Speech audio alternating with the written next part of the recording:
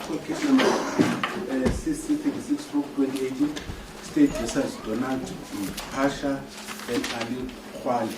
My lady, I confirm my appeal on behalf of the state in this matter. I'm following for the state.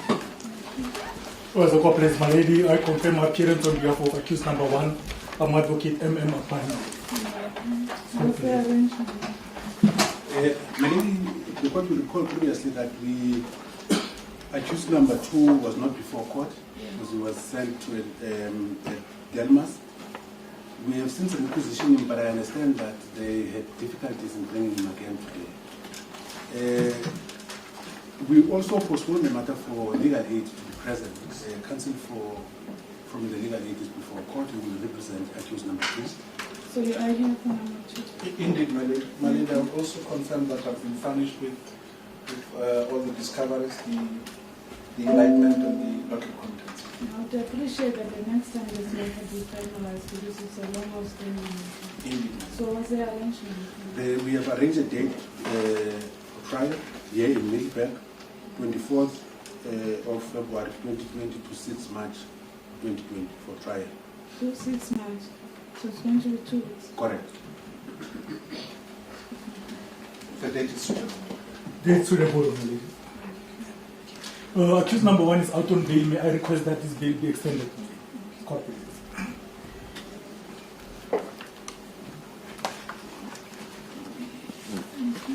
And how do we make sure that the accused number 2 is before court? My lady, the court orderly has completed again J7.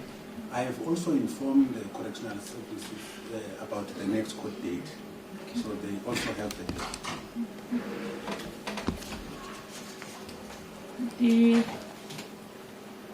The matter is postponed to the 24th of February 2020, and it will be held from 24th February 2020 until 6 March 2020 in this court in Middelburg. And accused number 1 bail is hereby extended, and the trial will start at 9 o'clock.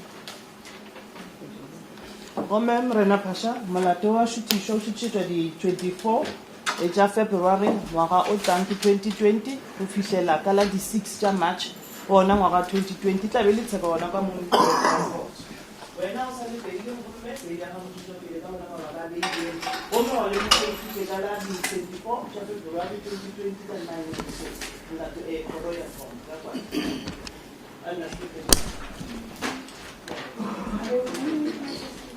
No, it was just a provisional. Thank you, Mr. Paul.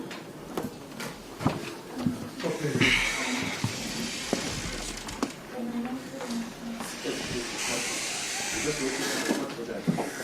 We went downstairs. The stenographer is not here.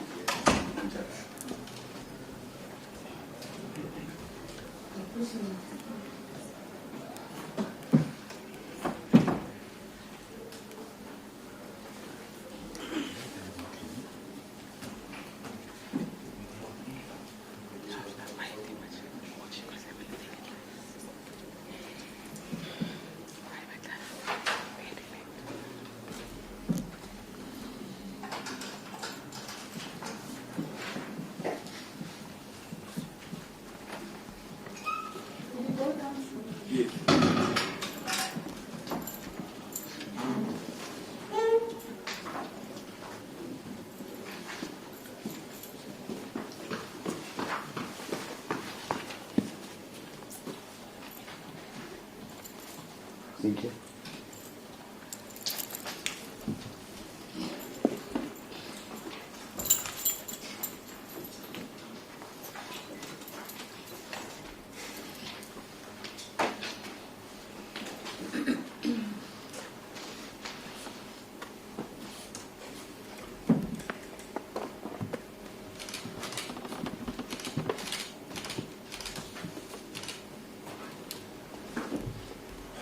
Thank you, my lady.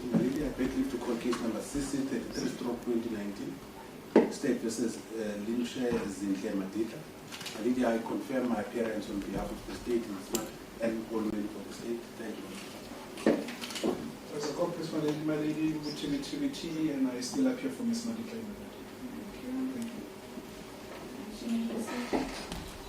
Francis.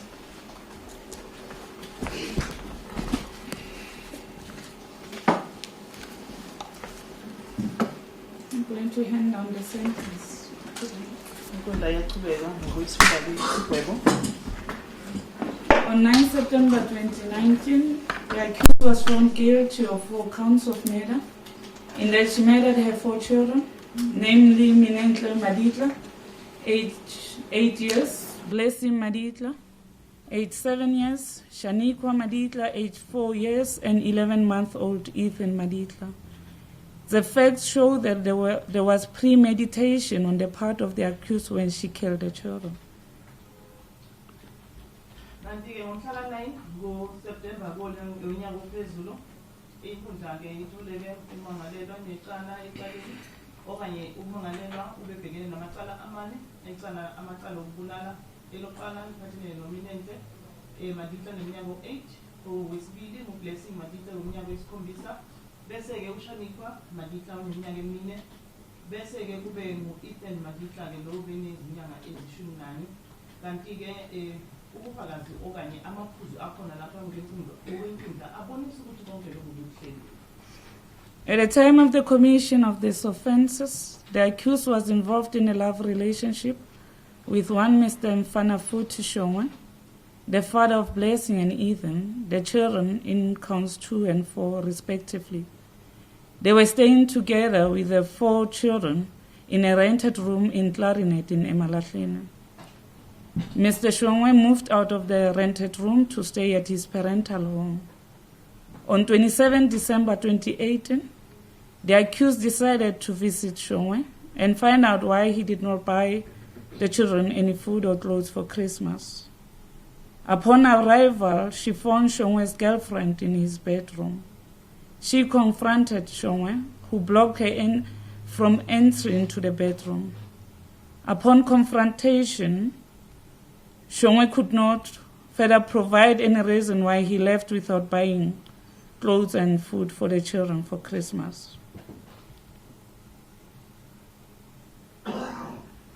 Kanti-ke uma kwenzeka lesithakalo yena umangalelwa bekanobudlelwano bothando nomnumzane Mfanafuthi Shongwe lowo-ke okubaba wengane yesibili uBlessing kanti-ke naleyo gcina u-Ethan kanti-ke bonke bebehlala-ke ndawonye bahlala-ke lapho egumbini beqhashiwe khona lapha eClarinet kanti-ke ngomhlaka 27 kuDisemba kulo nyaka wa-2018 yena umangalelwa uye wavakashela-ke ikhaya lakamnumzane Shongwe lapho-ke beyomqonda ambuze khona ukuthi kungani angathengelanga ingane ingubo zogqoka zikakhisimusi kanye nokudla kanti-ke ithe makafika lapho wafica-ke intombi yakamnumzane Shongwe ibikhona lapho-ke kanti-ke wabe seqonda-ke umnumzane Shongwe afuna ukumbuza-ke ngakho-ke lokho kokuthi kungani angathengelanga ingane ingubo zogqoka kanti-ke nokudla kanti-ke kwaba-ke nomhiliziswano khona lapho-ke yena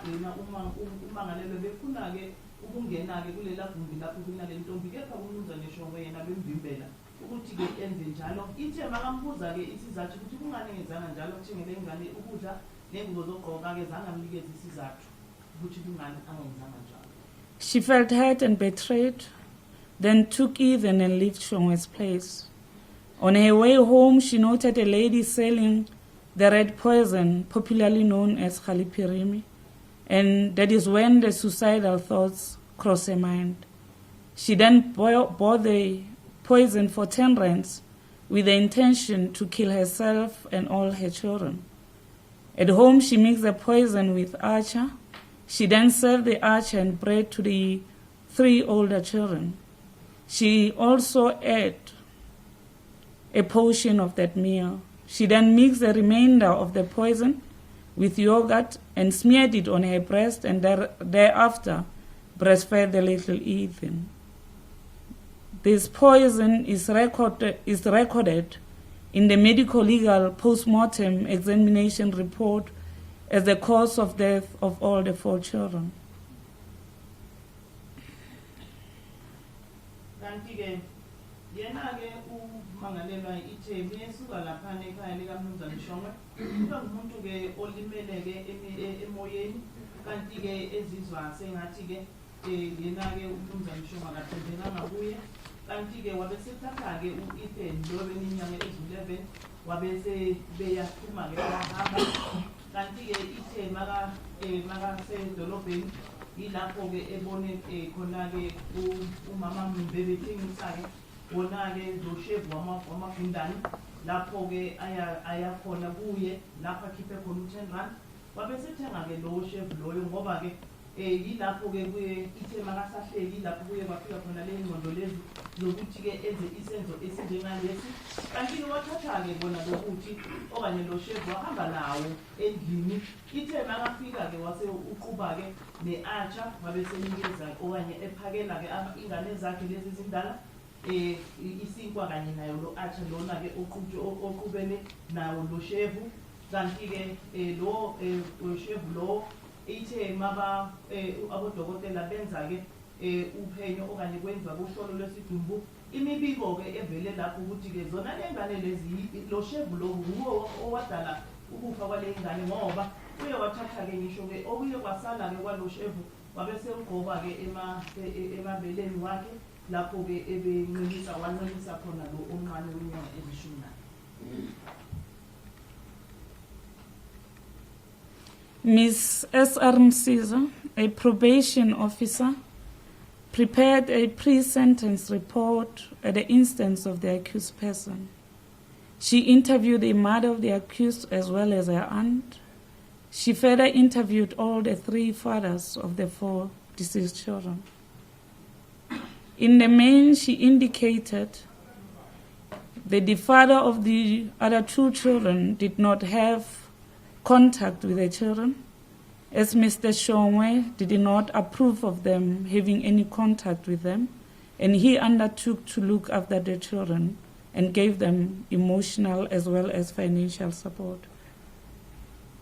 Kanti-ke umama u-SR Msiza ongusontana kahle loyo-ke obhala imbiko-ke edingeka enkundleni uye wabhala-ke umbiko-ke lo umbiko phambi kwesijeziso oye wacelwa-ke nguye-ke umangalela kanye nommeli kanti-ke ilapho-ke kulo mbiko kuye kwabhalwa ukuthi uye nomama usiza uye waba nezingxoxo kanye nomama wakamangalela umamncane wakhe kanye-ke nabobaba bey'ngane lezingane zakhe ezintathu kanti-ke ingane-ke zabobaba zalengane ezimbili abobaba bakhona bathe bona abakhona ukuqhumana nengane zabo ngoba-ke uMnumzane Shongwe bekangavumeli lokho. From the report, it is clear that there were trust issues between the accused and Shongwe. They suspected each other of cheating. The accused mother indicated in a report that it was an on and off relationship.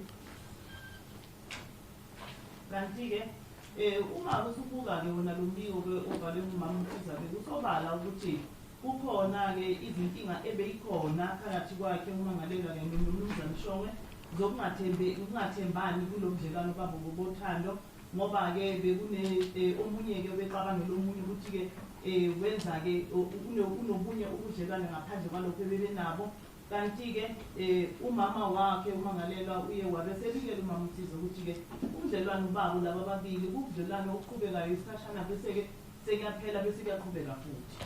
Upon noting that Shongwe did not buy clothes for the children, the accused mother and the aunt bought the 2018 Christmas clothes for the children. Kanti-ke ithe balemuka ukuthi-ke ingane-ke azinayo izingubo zokugqoka-ke zakakhisimusi umama wakhe umangalelwa kanye nomamncane babesebethengela-ke ingane zakhe umangalelwa izingubo zokugqoka zakakhisimusi. Briefly, the personal circumstances of the accused are as follows. She's 25 years old. The highest standard passed is grade 9. At the time of her arrest, she was employed as an agent for Home Choice. Her monthly income was in the region of 2,000 rands per month, and she further received a monthly government grant in respect of each of the 4 deceased children. kanti-ke isimo sempilo sakhe umangalela ngamafuphi lesi silandelayo ukuthi uneminyaka e-25 kudala kanti-ke esikolweni uye wafunda-ke kwaze kwafika kubanga lika-grade 9 kanti-ke ukuthi-ke ngenkathi-ke okanye ngenkathi ezoboshwa-ke sesebenza-ke njenge-agent yakwa-Home Choice kanti-ke lapho kwa-Home Choice beqoqa-ke imali engango-2,000 rand ngenyanga kanti-ke futhi bethola-ke nesinxephezelo sikahulumeni eyitholela zona lingane. In mitigation of sentence, the counsel for the accused requested the court to mete out a lesser sentence than the prescribed minimum sentence, arguing that there were substantial and compelling circumstances justifying the deviation. He placed emphasis on the following: 1, that the accused pleaded guilty, that she was a first offender, that she has been in custody awaiting trial since 30 December 2018, further that she appreciates the wrongfulness of her conduct and was remorseful, and that she was a candidate for rehabilitation.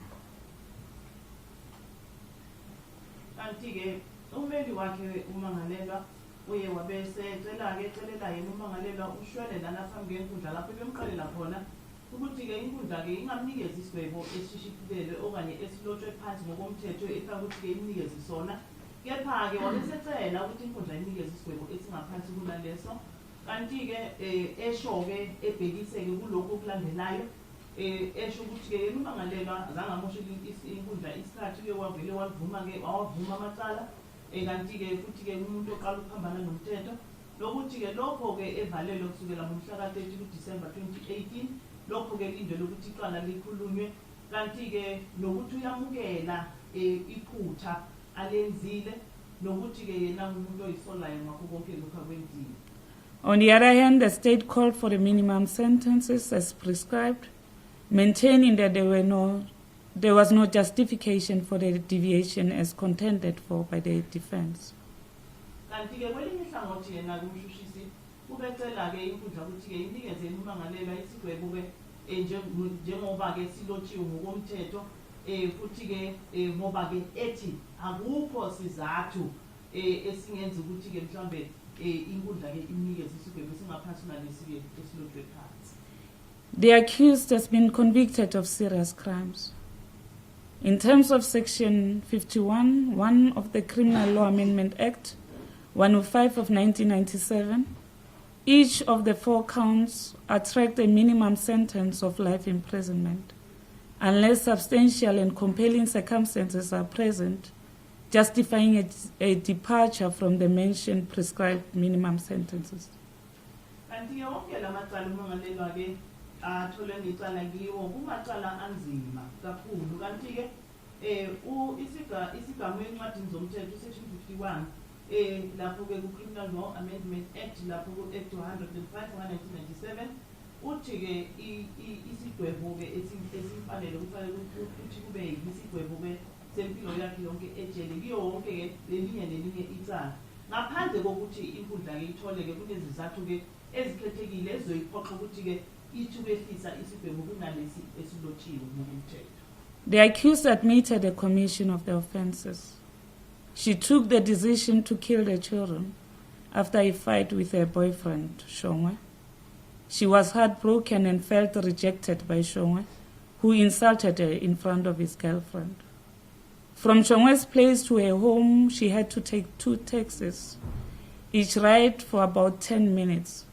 Thus, she traveled for about 20 minutes, and upon arrival at home, she did not immediately administer the poison. Kanti-ke umangalelwa-ke uyavuma-ke iphutha-ke alenzile ngoba-ke kuyisinqumo sakhe sokuthi-ke athathe-ke wona-ke noshevu-ke anikeze ingane zakhe kanti-ke uthe yena-ke uye wazizwa-ke ebuhlungu emveni kokuthi-ke umnumzane Shongwe aye wamhlambalaza okanye wamthuka-ke ngaphambi kwentombi yakhe kanti-ke uye washo ukuthi-ke ukusuka lapho ehlala khona ukuya lapho ekhaya likamnumzane Shongwe nokufika-ke edolobheni lapho-ke zithatha khona amathekisi amabili uthe kungathatha-ke imizuzu 10 kwelinye nelinye uhambo kanti-ke uthe yena ithe makafika-ke endlini azange awusebenzise ke ngaso leso sikhathi befika ke lapha endlini lo shevu kepha ke uye wahlala isikhashana phambi kokuthi ke angaqhubeka awuqhube. After consuming the poison, the children went out to play. Some children then informed her that Shaniqua has fallen down whilst playing with them. She went on to comfort Shaniqua. At that moment, she has apparently forgotten that they have all taken poison. As she was comforting Shaniqua, Blessing came in complaining of a headache. She then informed Zinhle, who was busy playing outside the room, that she was going to the shop to buy painkillers for Blessing.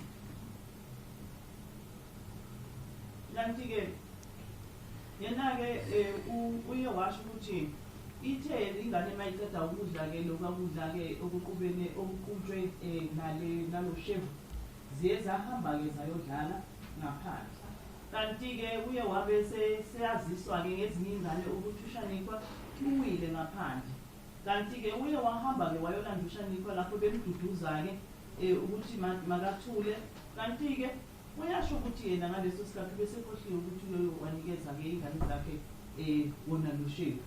Kanti ke ithe asaduduza ke uShaniqua njalo kwabe sekungena ke uBlessing loyo ke ofike ke akhalaza ngekhanda elibuhlungu. Kanti ke uMinenhle yena bekumuntu bekuyingane ebesaqhubeka idlala ngaphandle.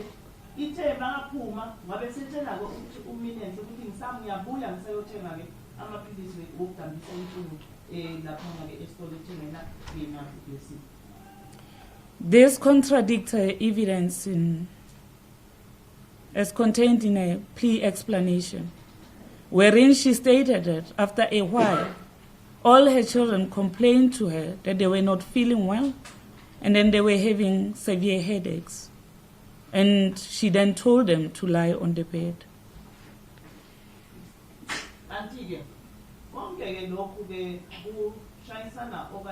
Kuyehluka kunalokhu ke akubhalisa kule statement sakhe sokuvuma icala ngoba ke lapho kuleso statement kubhalwe ukuthi ke ithe ingane zakhe ke mazikhalaza ngekhanda wabe sethi ke kizo mazihambe zona embhedeni. In the statement, she never mentioned that there was a time where she forgot that they consumed poison. Kanti ke sekuyiso lesi statement sokuvuma icala akaze asho ukuthi yena ubese khohliwe ukuthi ke uye wanikeza ke ingane zakhe bona lo shevu. Nonetheless, she found the shop closed.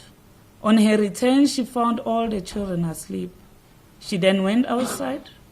After a while, she went inside again and noticed that they were all not breathing anymore.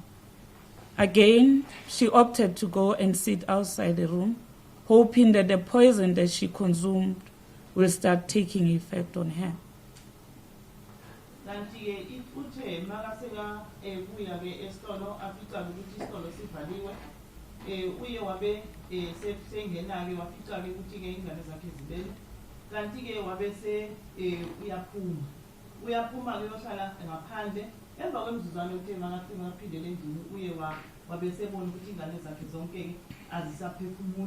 Kanti ke nganoma kunjalo uye waphuma ke futhi wayohlala ngaphandle enethemba lokuthi ke yona lo shevu uzoqala ukusebenza kuye. Whilst outside, Sweetness, a neighbor, approached her and inquired about the whereabouts of the children. She lied to Sweetness and told her that she has taken the children to their father for a visit. Sweetness then proposed that they go out to Baham's, an entertainment place. She encouraged Sweetness to leave her behind, and then she followed her later on. She later joined Sweetness, and they consumed liquor with some other friends, moving from one tavern to another. She only went back home in the early hours of the morning of 28 December 2018.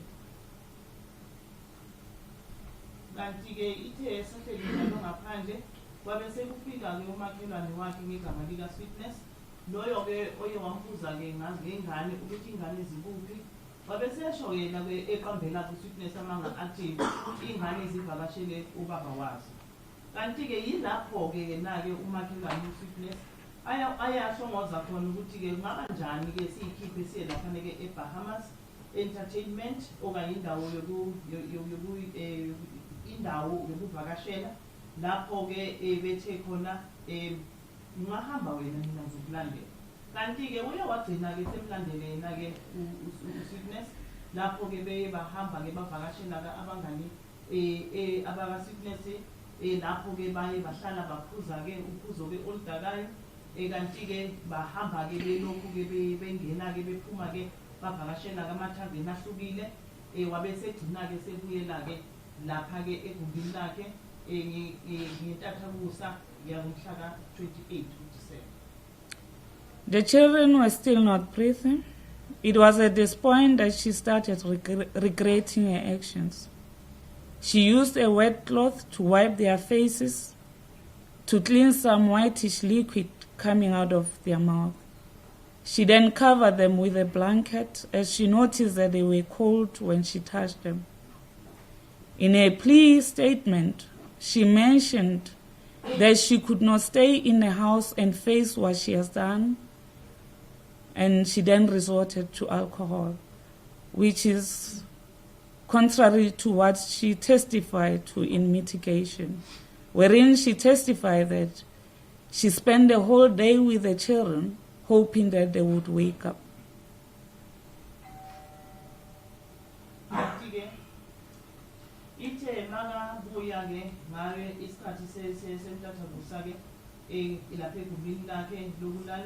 Uye waya ukuyobheka ke izingane wathola ukuthi nangempela ke lokho ke aziphefumuli yingaso leso sikhathi leyo ke ngaleso sikhathi ayaqala ukuzisola ngezinyathelo azithethe okanye ngalokho akwenzile kanti ke uye walemuka ukuthi ke ingane okanye emilonyeni yezingane kukhona uketshezi olumhlophe oluphumayo wathatha ke indwangu emanzi ukubasula ke lo ketshezi lolo kanti ke uye wabese bavala ngengubo ngoba ke elemuka ukuthi ke uma ke ebathinta bayabanda kanti ke kustatement sakhe sekudluma icala uye washo ukuthi akakhona ukuhlala lapha endlini emveni kwalokhu ka akwenzile ngakho ke wabeke seqolile ukuthi ke ahambe ayophuza utshwala kanti ke ithe maka lokho ke kwehluka ke kunalokhu ke atshele inkundla ngenkathi ucela amashwele lana phambi kwenkundla lapho ethe khona ngomhla ka 28 kuDisemba onyakeni ka 2018 uye wahlala nengane zakhe imini yonke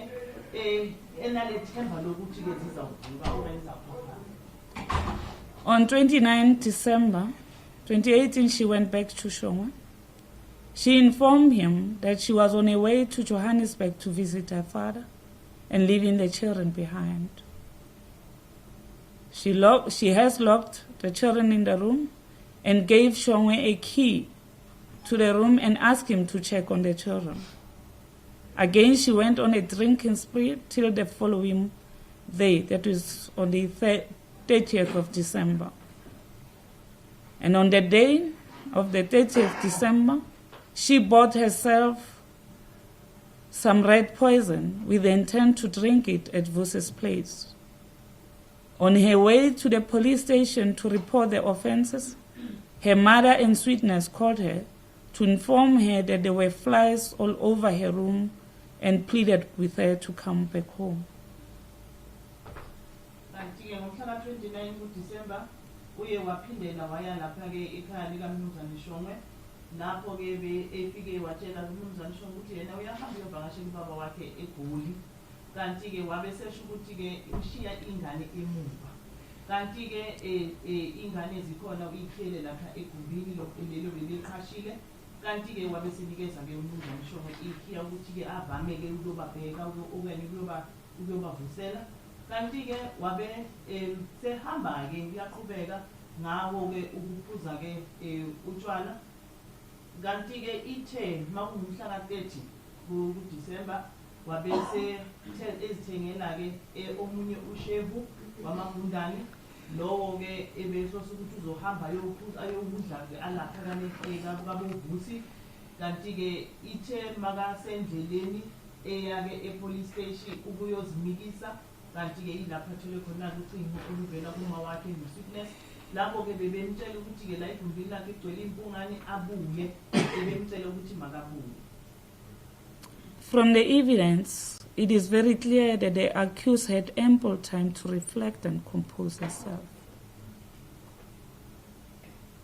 Kanti-ke kulobufakazi kusobala ukuthi-ke nommangalelwa ube nethuba elanele lokuthi-ke akhone-ke ukuzibuyisa-ke engqondweni. She had over 20 minutes of travel from Shongwe's home to her place, and further, she took time before she administered the poison to the children. The accused was intent on killing her children, and she made sure that her plan was executed perfectly. Despite that is why, at one stage, she lied about the whereabouts of her children. Kanti-ke yena-ke ummangalelwa ube nethuba lokuthi-ke angakhona ukuyicabanga abuyisa ingqondo ngoba-ke ube nethuba elingangemizuzu e20 kulo hambo-ke alihambile ukusuka lapha ekhaya lika mnumzane uShongwe ukubangisa lapha becashe khona ungayaphi behlala khona kanti-ke njengoba ayasho ukuthi-ke ithe makafika zange avele-ke asebenzise-ke wona loyo shevu makafika, kepha-ke uye wahlala isikhashana, kepha-ke ubufakazi bukhona buyabonisa ukuthi yena-ke ube nayo inhloso-ke yokuthi abulale ingane zakhe, kanti-ke futhi-ke lelo qhinga lakhe uye walenza-ke ngempumelelo nokuthi-ke ukubonisa-ke leyo nhloso yilapho-ke ayaqamba khona amanga ngokuthi ingane zakhe zikuphi. The behavior of the accused at all material times is indicative of lack of repentance. She maintained that she only realized a day after the commission of the offenses that what she did was wrong. Despite this realization, she never asked for assistance, at the least when the children started complaining of their headaches. She claims that she was in the meantime tormented by her conscience, but she failed to seek help and or report the matter. She only confessed to the commission of these crimes after 3 days. As a result, the bodies of the children were found in an advanced stage of decomposition. There was a generalized bloating of the bodies, especially on the abdominal areas. The bodies appeared greenish, black to brown in color. The tongues were blackish in color and protruded between the upper and lower teeth.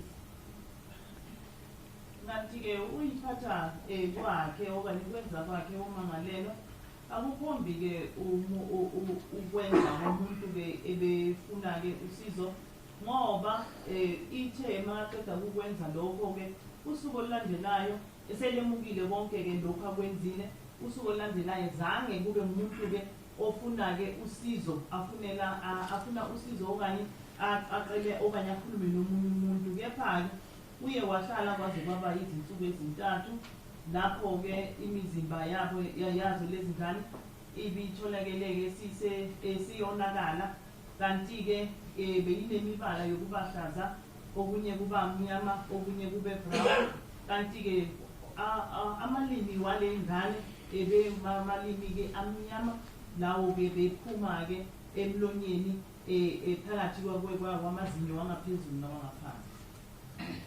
Life is sacrosanct. To this extent, the right to life is a fundamental right entrenched in the Bill of Rights. In terms of Section 11 of the Constitution, everyone has a right to life. As provided in the table of non-derogable rights set out in Chapter 2 of the Constitution, this right is entirely protected by our Constitution. Kanti-ke impilo ikhethekile. Kanti-ke kuya kwaba khona-ke ukukhalaza-ke okuphathelene nayo impilo ngoba impilo yomuntu-ke ibalulekile njengoba-ke kuye kwagunya kuba bakhulunywa-ke lapha-ke umgaqo-sisekelo ku-Section 11 kanti-ke lapho kunabo-Chapter 2 ukubaluleka kwempilo. In recent times, our country has been plagued by a scourge of violence. In the main, these acts are perpetrated against women and children and people living with disabilities and other vulnerable members of our society. These acts are against the spirit of the Constitution as enunciated in the Bill of Rights. The magnitude of these acts and their impact on society is such that the courts have to deal decisively with the perpetrators of these heinous crimes and mete out appropriate sentences. Kanti kulesigaba izwe lona lisesimeni ke esibucayi ngoba ekakhulukazi sodlame ngoba ke kunezikhalazo ehlangana nodlame ke ingane nabantu ke besifazana abafazi kanti ke nabantu ke abakhubazekile kanti ke njengoba ke kubhaliwe lapha ku Bill of Rights kuyakhuthazwa ukuthi ke inkundla zifanele ukuthi ke zithathe ke inyathelo ezincane ekakhulukazi kumaqala anjengalawo ukubonisa phela ubulungiswa ngakho ke inkundla ke ziyakhuthazwa ukuthi ke mazenze ke lokhu ke esifuza ukuthi zikwenze ephathelene nabo udlame ke nalo isimo esinjengale namacala anje. The most aggravating factor in this matter is that the accused is the biological mother of these children. These 4 children suffered gruesome death at the hands of a mother who was supposed to nurture and protect and provide for them. These innocent children were the victims of her battles with Shongwe. These children trusted like any other child in their mother. And when they were hungry, they believed that she'll provide for them. And when she gave them food, she intentionally gave them food that was contaminated with the intention to kill them. She betrayed her own children. And as a result, these young, little, innocent children suffered a horrible death. Having consumed the poison, they did not die immediately. They suffered a prolonged, painful death. Kanti ke kwenza ke konke lokhu kube kubi ingoba ke umangalelwa kumama ozala lezona lezi ngane. Kanti ke ingane lezi ziye zafa ukufa okubuhlungu. Kanti ke njengoba yena njengoma wazo bekufuza ukuthi ke kube umuntu ke oyikhulisayo umuntu ke oyinakekelayo futhi oyibhekelelayo. Kanti ke le ngane zagcina ziba yizisulu zale ngxabano ebeyikhona phakathi kwakhe naye uMnumzane Shongwe. Kanti ke le ngane lezi ithe yena makazipha ke ukudla sona ke bezi nalento ukuthi umama ke usinikeza ukudla zange ke zicabange ukuthi ke umama ngaze abanikeze ukudla okuqhutshwe nalo chef. Kanti ke yena unikeze lezi ngane lokudla ngoba benenhloso ke ukuthi azibulale abulele ingane ke ezimsulwa ingane eyiseyincane ezifeke ukufa ubuhlungu ngoba ithe mayiceda ukuphuza okanye ukudla lo chef azange zifeke ngaso leso sikhathi leso eceda ukudla lo chef kepha ke kuye kwathatha ke isikhathi eside lapho ke lezi ngane beyilokho zizwa inhlungu. What is most disturbing is this acts took place at their home, which place was supposed to be their safe haven, in the company of their mother. Kanti ke okuzwisa ke ubuhlungu ukuthi ke zona le ngane lezi konke lokhu kwenzeka lapho ihlala khona lapho ke bezinalo ithemba lokuthi lapho yikhona kusekhaya futhi ke zikhuselekile ngoba zinoma wazo. Due to the seriousness of these offenses, this is a classical case for the application of the principle enunciated in the Supreme Court of Appeal case in the matter of State versus Vilakazi, wherein it was stated that in cases of serious crimes, the personal circumstances of the offender, which is the accused in this matter, by themselves will necessarily recede into the background, and therefore emphasis in this matter should be on retribution and deterrence. Kanti-ke lamacala anjengalawo kumacala-ke anzima kakhulu. Futhi-ke leli-ke kuyicala elikhethekile leli-ke esingalibhekisa-ke siqhathanise-ke nalokhu-ke okuyobathulwa-ke lapha ecaleni lika-mbuso kanye novilakazi lapho bekhulunywa khona-ke ngamacala-ke anzima nokuthi-ke nezimo zempilo zabo aboni okanye abamangalelwa ukuthi-ke uma kunje akufanele ukuthi kubhekwe lokhu nje kuphela kufanele ukuthi-ke kubukwe-ke ukuthi-ke bona baphula kanjani bese-ke yilapho kuzodlala khona indima yokuguqula kanye nembuyekezo. As a result, I could not find any substantial and compelling circumstances which justify the imposition of a lesser sentences than the prescribed minimum sentences. Kanti-ke ngokunjalo-ke azange ngithole-ke izizathu ezikhethekile nezingaphoxa-ke lenkundla ukuthi-ke ifefeze kulesi sigwebo-ke esilotshiwe ngokomthetho ukuze inikeze umangaleli isigwebo esingaphansi kunaleso. Under the circumstances, I am of the considered view that the life imprisonment on each of the murder counts is the appropriate sentence. Kanti umbono wami ukuthi-ke isigwebo-ke sempilo yakhe yonke ejele life sentence kuyiso-ke isigwebo esizobe simfanele ngaphansi kwalesi.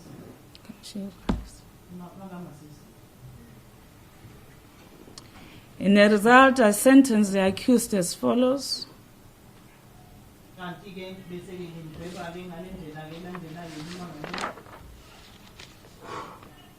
In respect of count 1, for the matter of the little Zinhle Maditla, you are hereby sentenced to life imprisonment.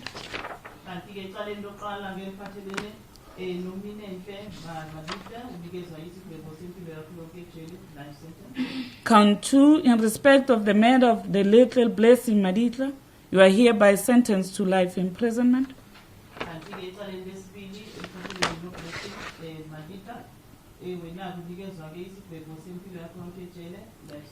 Count 3, in respect of the matter of Shaniqua Maditla, you are hereby sentenced to life imprisonment.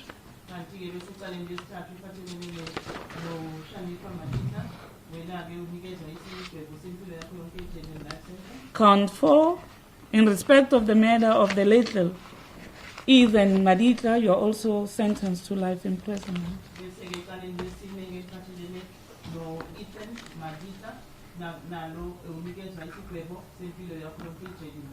Effectively, you are sentenced to 4 lifetime imprisonment.